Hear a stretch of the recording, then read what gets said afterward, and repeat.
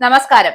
കേരള രാഷ്ട്രീയത്തെ പിടിച്ചുലച്ച 36 വർഷം പഴക്കമുള്ള തൊണ്ടിമുതൽ തിരിമറി കേസിൽ മുൻ മന്ത്രിയും എംഎൽഎയുമായ ആന്റണി രാജുവിന് 3 വർഷത്തെ തടവ് ശിക്ഷ വിധിച്ച് Nedumangad judicial first class magistrate കോടതി.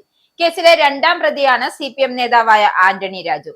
1990-ൽ ലഹരിമരുന്ന് കേസിൽ പിടിയിലായ ഓസ്ട്രേലിയൻ പൗരനെ രക്ഷിക്കാനായി കോടതിയിലെ തൊണ്ടി മുതലായ അടിവസ്ത്രം വെട്ടിത്തയ്ച്ച് ചെറുതാക്കി എന്നതാണ് കേസ്.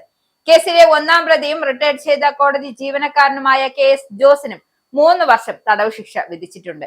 തൊണ്ടി മുതൽ തിരിമറി കേസിൽ കോടതി 3 വർഷം തടവ് ശിക്ഷ വിധിച്ചതിനെ തുടർന്ന് ആന്റണി രാജുവിന് ഇനി MLA സ്ഥാനം രാജിവെക്കേണ്ടി വരും. നിയമസഭാ സെക്രട്ടറി അയോഗ്യതാ ഉത്തരവ് പുറപ്പെടുവിക്കുന്നതിന് മുമ്പ് സ്ഥാനം ഒഴിയാനാണ് അണിയറയിലെ നീക്കം. 3 വർഷത്തെ തടവ് ശിക്ഷ വിധിച്ചതോടെ ജനപ്രാതിനിധ്യ നിയമപ്രകാരം MLA സ്ഥാനത്ത് തുടരാൻ അർഹനല്ല. സർക്കാരിന് ആന്റണി രാജുവിനും ലഭിച്ച നിയമോപദേശത്തിന്റെ അടിസ്ഥാനത്തില് അയോഗ്യനാക്കപ്പെടുന്നതിന് മുമ്പ് ഈ സ്ഥാനം രാജിവെക്കാനുള്ള നീക്കമാണ് നടക്കുന്നത്. കോടതി ഉത്തരവ് പരിശോധിച്ച് നിയമസഭാ സെക്രട്ടറി ഔദ്യോഗികമായി അയോഗ്യനാക്കുന്നതോടെയാണ് അംഗത്വം റദ്ദാക്കുക. ഇത് ഒഴിവാക്കാനാണ് സ്വയം രാജിവെക്കാനുള്ള നീക്കം.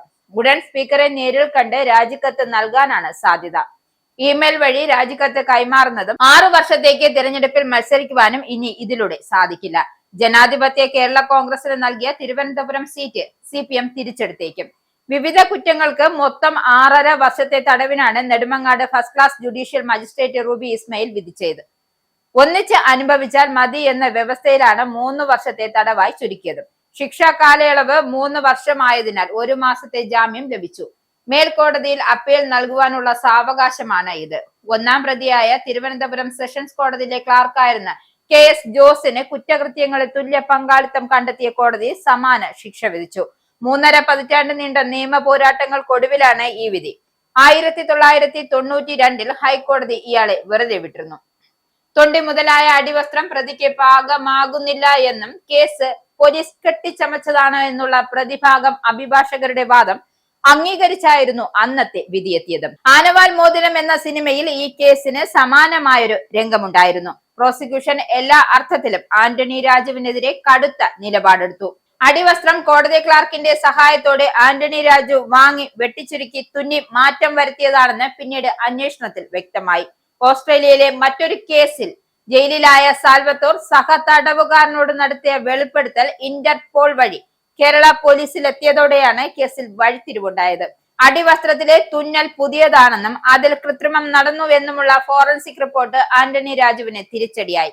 ഇടക്കാലത്ത് ഹൈക്കോടതി ഈ കേസ് റദ്ദാക്കിയിരുന്നു എങ്കിലും സുപ്രീം കോടതി ഇടപെട്ട് വിചാരണ തുടരാൻ ഉത്തരവിടുകയായിരുന്നു. വർഷങ്ങൾ നീണ്ട അനിശ്ചിതത്വങ്ങൾക്കൊടുവിൽ ഗൂഢാലോചനയും തെളിവ് നശിപ്പിക്കലും തെളിയിക്കപ്പെട്ടതോടെയാണ് മുൻമന്ത്രി കൂടിയായ ആന്റണി രാജു ശിക്ഷിക്കപ്പെടുന്നത്. കേസിൽ വിചാരണ നേരിടുമെന്ന് സുപ്രീം കോടതി നേരത്തെ ഉത്തരവിട്ടിരുന്നു. 1 വർഷത്തിനുള്ളിൽ വിചാരണ പൂർത്തിയാക്കണമെന്ന കർശന നിർദ്ദേശത്തോടെയാണ് നടപടികൾ വേഗത്തിലായത്. എന്തായാലും ശിക്ഷ വന്നതോടെ ആന്റണി രാജുവിന് ഈ വരുന്ന നിയമസഭാ തെരഞ്ഞെടുപ്പ് കിട്ടാക്കനിയായി തന്നെ മാറും.